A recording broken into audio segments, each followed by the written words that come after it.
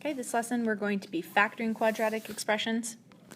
So first off, a review of just how to simplify this expression. So there's two different ways you could do it. You could use the distributive property, so distribute this x to both, and then this, and then combine like terms.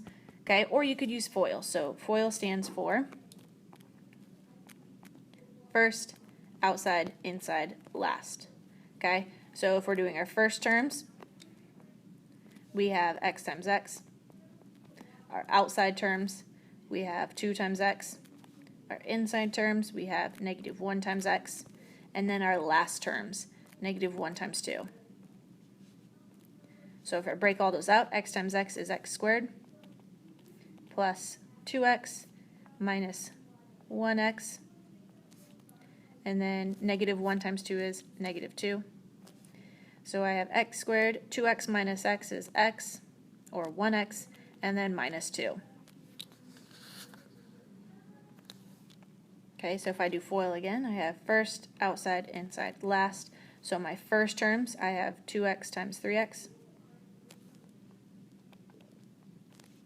My outside terms, I have 2x times 2. My inside terms, I have negative 1 times 3x. And then my last terms, I have negative 1 times 2. 2x times 3x is 6x squared. 2x times 2 is 4x.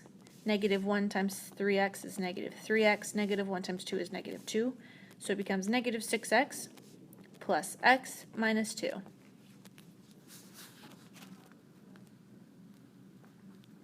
Okay, this squared means that there's 2 of them, because if I have 2 squared, it means that it's 2 times 2. If I have 4 squared, that means that it's 4 times 4. So we're always multiplying the set twice. So I'm going to rewrite this as x minus 1 times x minus 1. So when I do my FOIL, I do first, so x times x. I do my outside, so negative 1 times x. I do my inside, so negative 1 times x. And I do my last, negative 1 times 1. X times x is x squared. Then we have minus 1x minus 1, because negative 1 times 1. So x squared minus 2x minus 1 is that one.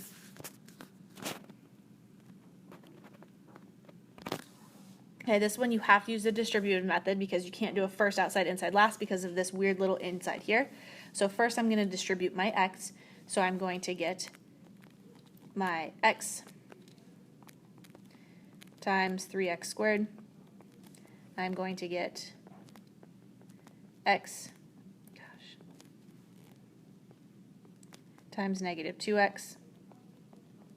And then I'm going to do my last, so plus x, if it lets me, come on, times my 1. And now we're going to distribute that negative 2, and we're going to add it onto the back end. So negative 2 times 3x squared. Negative 2 times negative 2x. And then negative 2 times 1. Okay, so let's do some simplifying. X times 3x squared is 3x cubed. X times negative 2x is minus 2x squared.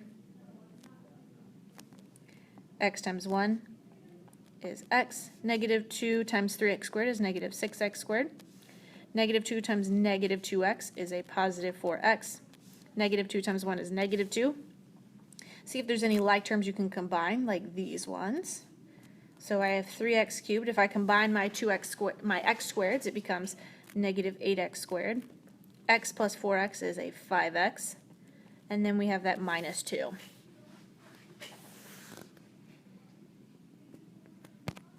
Okay, factoring. Factoring is what you figure out what multiplies to get you your back end number, adds to get you your middle end number.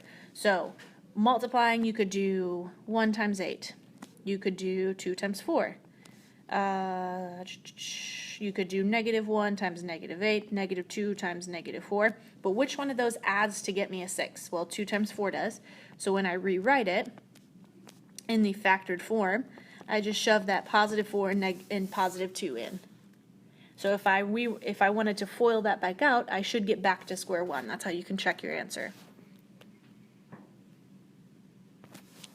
Okay, so what multiplies to get me negative 72, but adds to get me 14. So if I was writing all the possibilities, I could say negative 72 and 1. I could say negative 1 and 72. I could say negative 9, 8, or negative 8, 9. I could say negative 12, 6, or negative 6, 12. I could say negative 3, 24. I could say negative 24, 3. Okay, but which one of those adds to get me a positive 14? Well, none of them right now, because I forgot 4 and negative 18 and negative 4 and 18. That one adds to get me 14. Okay, so when I read it with the negative 4 and the positive 18. So there's my answer. If I factored it back out, it should get me back to that square. Okay, so it multiplies to get me 20, adds to get me 9, add sign. Okay, so then I could do 20 and 1. I could do negative 1 and negative 20. I could do negative 5 and negative 4, or positive 5, positive 4. I could do 10 and 2, or negative 10, negative 2. Okay, but which one of those adds to get me 9? This one does, so it's x plus 5, x plus 4.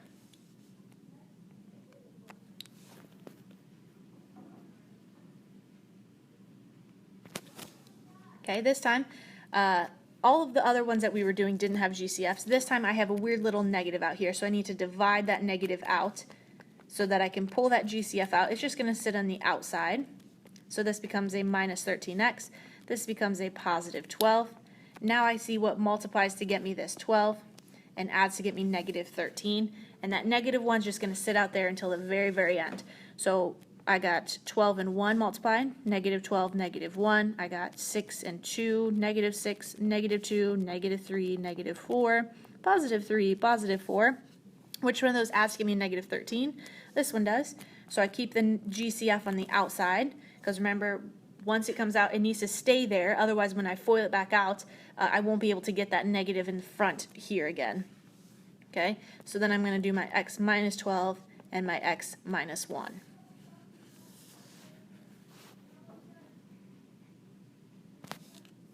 Okay, so I got to divide that negative 1 out again. So it will sit on the outside.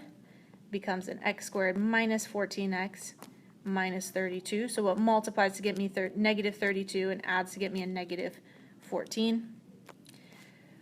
So we got negative 8, positive 4, negative 4, positive 8, negative 32, 1, negative 1, 32. We have 16, negative 2, negative 16, positive 2. Do any of those add to get me negative 14? This one does. So I still have that negative 1 on the outside. I got x minus 16, x plus 2. So your first step is always to look for the GCF. This time it was negative 1. So GCF is just anything that they have in common. Okay, so this situation, they both have something in common. So if we're pulling out our GCF, right now they both have a 3 and they both have an n in common. So what I do is divide all of them by 3n. So 6 divided by, we're going to put it on the outside. Okay, so my GCF always goes to the outside so that when I get back to my original equation, I'm able to distribute it back out and get the same thing. So 6 divided by 3 is 2. N squared divided by n is n. 9 divided by 3 is 3. N divided by n, they cancel. So this is my fully factored form for this one. Okay, this one, it looks like they all have 4's in common. So if I divide every one of these by 4, remember the GCF always sits on the outside. 4 divided by 4 is 1. 20 divided by 4 is 5. 56 divided by 4 is 14. So now we figure out what multiplies to give me negative 14, adds to get 7. So I got negative 7 and 2, or negative 2 and 7. So that one adds to give me 5. GCF stays on the outside. X minus 2, and then x plus 7.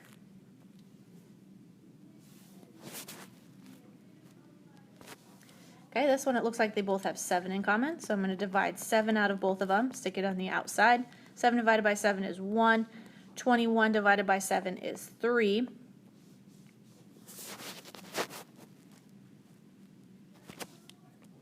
Okay, this time this 8 does not equal 1, and they don't have anything in common to pull out. So we're going to do this thing called the bottoms up method. So I'm going to send this 2 back and multiply it when I send it back. So it's going to become 24. So now I figure out what multiplies to get me 24 adds to get 11. So we got 8 times 3. Oh, that adds to give me 11. So we're going to do x plus 8, x plus 3. But that 2 that I sent back, I multiplied it, so I need to undo it. So now I need to divide both of my numbers by 2. 8 divided by 2 is 4. I can't simplify this, and I don't want fractions. So what we're going to do is, this is why it's called bottoms up, we're going to bring our bottom to the front. Now if I FOIL this back out, it will get me that 2x squared in the front.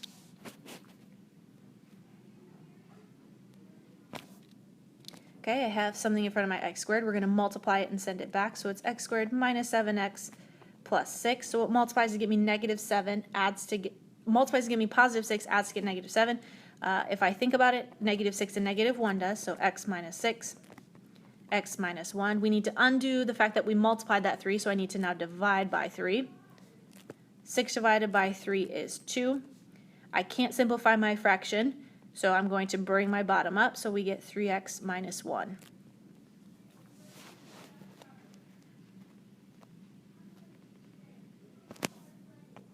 Okay, it doesn't look like they have a GCF, so we're going to send this 4 back. So it's going to be x squared minus 4x minus 12. So what multiplies to give me negative 12 adds to get negative 4. So we have negative 3 and negative 4. That's not going to add to give me negative 4. We could do negative 6 and 2. So x minus 6, x plus 2. But we need to undo that 4 that we multiplied back, so we divide by 4. These fractions we can simplify. So I'm going to get x minus 3 over 2 and x plus 1/2. And now I bring my bottom up, because you always simplify them before you can bring your bottom up. So it will be this.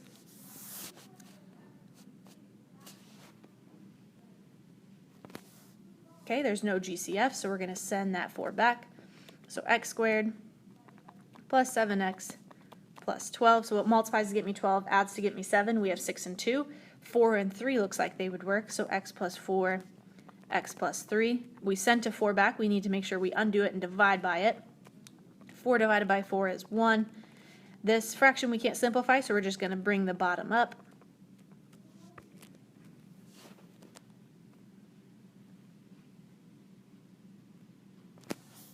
Okay, perfect square trinomials. So it multiplies to give me 25, adds to get me 10. It is 5 and 5, so we're going to do x plus 5, x plus 5. But since we have it written out twice, we can do a little shortcut and add an x plus 5 squared, because whenever we have that squared, it means it's written twice. Okay, so what multiplies to give me 36 adds to get me 12. That is 6 and 6, so x plus 6 times x plus 6. Our shortcut is to write it x plus 6 squared, because it is the same thing written twice. Okay, this one we have the 64 in front. There is no GCF. Let's go ahead and send it back. So I got x squared minus 16x plus 64. So what multiplies to get me a positive 64, but when I add them, gets me negative 16. Well, negative 8 and negative 8 will. So x minus 8, x minus 8. We need to undo the send back. So divide by 64. Simplify our fractions before we bring our bottoms up. So we're going to get 1 over 8. And 1 over 8. Now we can bring that bottom up. So 8x minus 1, 8x minus 1, and then we can write it as a squared sign because it's the same thing written twice.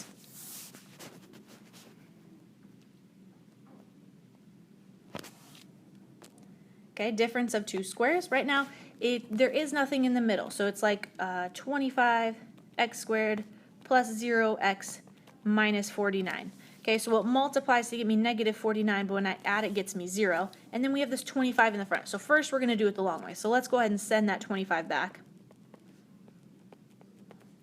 So we're going to get this. So what number, so it's going to have to be the same number that when I add it gets me 0. So it is negative 35 and positive 35. So x minus 35, x plus 35. We have to divide by the thing we sent back and simplify those fractions. So I got x minus They're both divisible by 5, so 7 over 5, and x plus 7 over 5. Bring those bottoms up, so they become 5x minus 7 and 5x plus 7. If you look, 5 times 5 gets me that 25, 7 times 7 gets me that 49, and if I make one positive and one negative, it will cancel out that center.